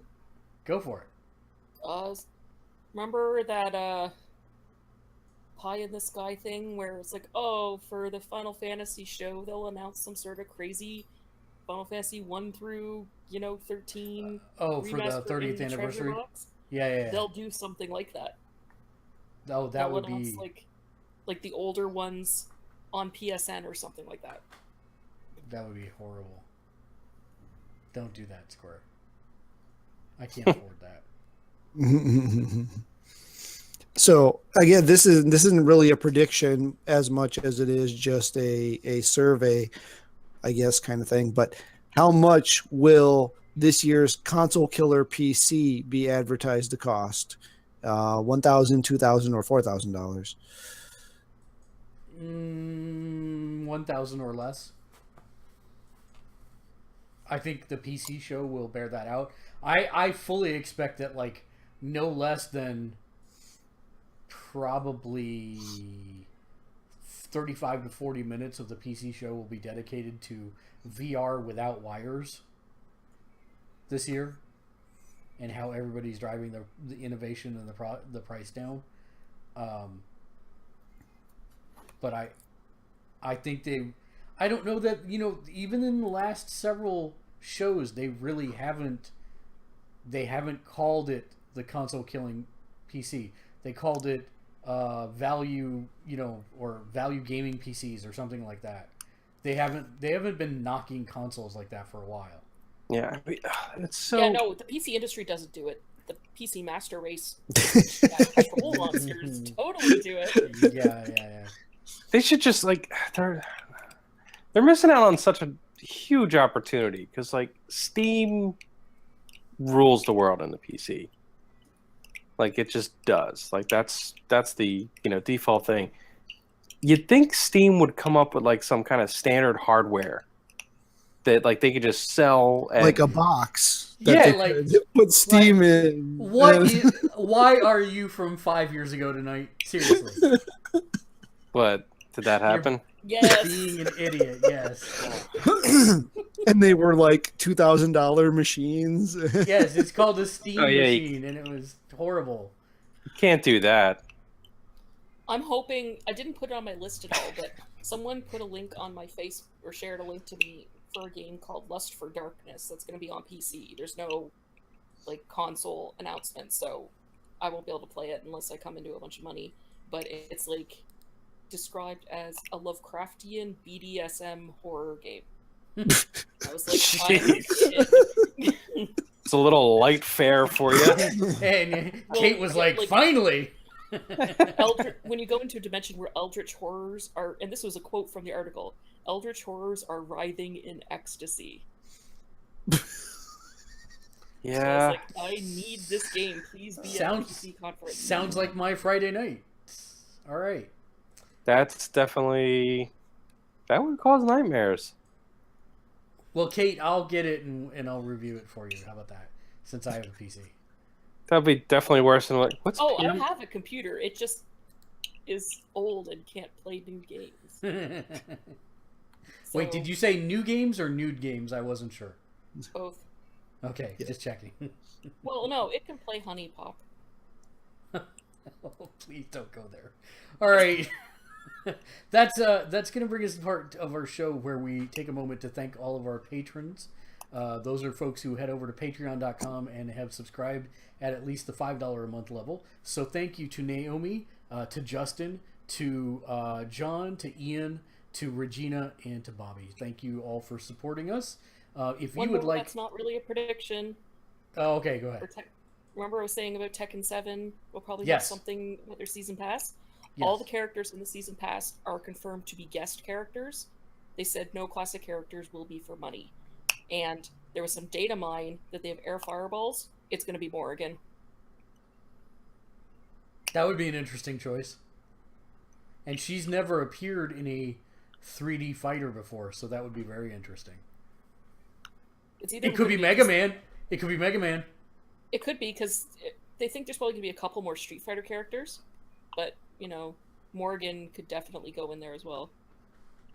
Yeah, that's interesting. I'm not sure. Yeah, I'm interested to see what they do for the season pack for Injustice. To see Red Hood comes out on Tuesday. Yeah. I will be playing him a little bit because he looks pretty broken. Just saying. Yeah, he looks really fun. He's Equilibrium the character. Yes, exactly. Wait, which one's who's coming out? Red Hood. Red Hood. Oh, nice. Beaten to death Robin Red Hood, to be specific. Yeah, Jason Todd. Yeah, Jason Todd, not the Riddler Red Hood. Because sadly, no. Oh, the Red Hood. So that's going to bring us to final thoughts. Yes, that is exactly him. That's going to bring us to final thoughts. Kate, final thoughts. I'm excited for E3. Hopefully there'll be some cool stuff there. We did have one question that I did want to ask that came in on the broadcast. The question was, what game are you most excited about that we know of at E3? That we know of? Yes. Insomniac Spider-Man. That's going to be a fun game. I'm going to have to say the Marvel game. Marvel Capcom Infinite? No, the Marvel Square Enix Oh, the game. Square. We don't know that it's going to be there, though. Uh, I'm saying Dissidia because we know it's going to be there. Marvel Well, we could don't- do something. Marvel could do something everyone wants and release a character that deconfirms that horrible roster they could. for Infinite. Dave, why are you pinned up there? All right. Matt, you didn't answer the question. He's thinking. It's going to be Homecoming for him too, or not Homecoming, Spider-Man. You know what I meant? The Spider-Man game. He's not here. That's why he's not Frozen. answering. Yeah. Well, answer for it. Probably is the Spider-Man game for him. Too. Yeah, it probably is For the Spider-Man Matt, game. it's I- We both really like Spider. We both. I mean, he really likes Spider-Man, and we both really like Insomniac games. I'm sorry. It's You're ambivalent to Spider-Man.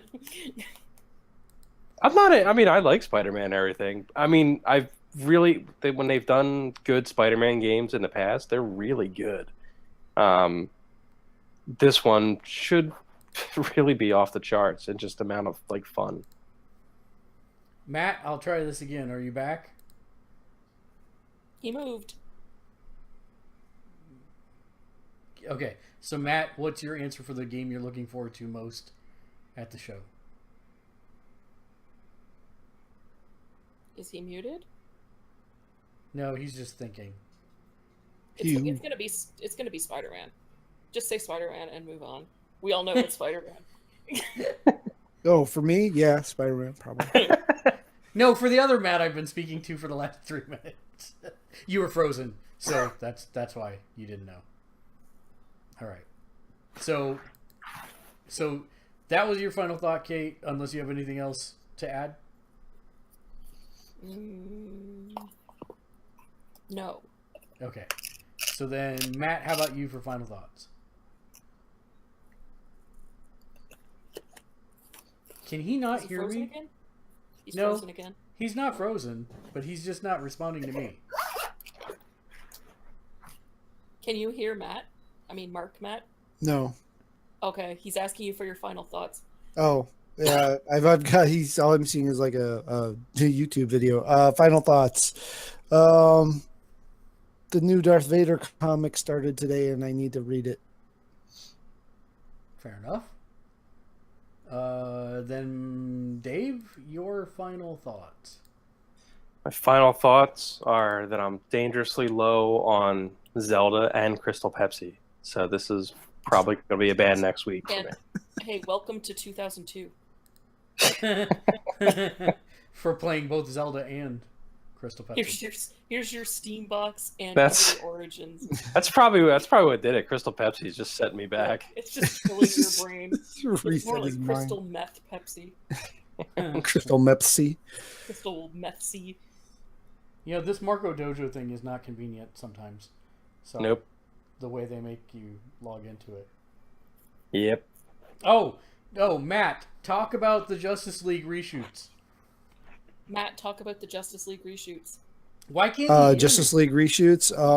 It was announced earlier this week that Joss Whedon, leading the Justice League movie now, was doing significant reshoots over the summer. Starting significant reshoots for Justice League. So this happened right after Wonder Woman had its huge week. Is that coincidental? Probably, because I don't think they could move something like that fast. So these were probably in the works anyway. Allegedly, Whedon's been working on the film since he joined the team for the Batgirl movie. So That might be on hold right now, actually, because they said they're not going to release anything besides Aquaman because that's too far down the pipe to stop. But they want to see how Justice League does. yeah, so this could be signs of their turning the corner and things could start looking up, or it could be they'll just do some sort of crisis event and everything resets and we start over. Nice. Just keep Gal Gadot as Wonder Woman. She's awesome. Yeah, Yeah, we'd I have to agree. we'd have to keep the core of the world being that Wonder Woman movie and then move on I from love there. the Reddit fan theory that's going on right now about the connection between Wonder Woman and Bane. Is it spoilery? Not. Be- You might think so, but I do not. Well, then I wouldn't do it since Dave. I don't even know Well, if Matt's you're- seen the movie. But see, the thing is, you might think it is because you're insane about spoilers. I don't know if Dave is as much. I actually know about it somehow. The Venom prototype thing. Wow, you went there. The Well, Yeah. they don't say it is. It's a fan theory. yeah, but it makes sense. Well, when I saw it in the movie, I was like, "That's kind of like Venom, isn't it?" It makes It'd be sense. kinda cool to turn the piece like, well, he's a Batman villain. Now he's a Wonder Woman villain. Everybody's a Wonder Woman villain now. So, my final thought is our schedule for broadcasting will be starting on Saturday at 11:30. Matt still can't hear me, can he? You still can't hear Mark. Can you? I have I have a Patreon thank you January 2017 and outro screen from Mark, and I can't hear anything or see anything from him. So That's the all. YouTube video audio must be co-opting it somehow. Yeah, that's weird. All right. But only for him. Yeah, but only for him. That's why I don't think that's the case. I think it's Probably because I glipped again. yeah, that'd be my guess. So we're starting Saturday at 11:30, Sunday 1:30 p.m. This is all Pacific time. What's on Saturday again? Saturday is, I believe, the EA. Yeah, that's the EA presser. So I'll have to miss Saturday that when I'm working all day. at 11:30. Sunday will be the Microsoft presser at 1:30 p.m. And then you can join us again at 6:30 p.m. Wait, for the 1:30 p.m. yeah. I can probably come to that one then, because that's Good. 5:30 p.m. my time. Perfect. Yeah, so that's 1:30 p.m. Pacific. Then at 6:30 p.m. Pacific will be the Bethesda press conference. Monday will be the heavy day, starting at 12:30 p.m. On Monday will be the Ubisoft pre-show. 5:30 p.m. will be the Sony pre-show, and then 9:30 p.m. will be the PC gaming presser. I need to double check that time. That doesn't seem right. I think it's Sony at the end. yeah. I believe that's correct. I think I've got my time wrong. At on least that they're one. not overlapping this year. Yeah, I want to say that the PC is between Ubisoft and Sony, so maybe it's at like 1 o'clock. I'll have to find out what's going on there. So yeah, and then join us back here next week for episode 251, where we will do our E3 2017 recap and wrap up, as well as see how we did on our predictions, who the winner takes all is, and whether or not anybody scored bingo, which we know Dave will not already. I like my chances compared to some of your stuff. Uh-huh. From 5 years ago. I said some. So we will end the show as we always do with a sage piece of wisdom to help carry you through the week. And Matt's probably relieved that he can't hear this, but what does a clock do when it's hungry?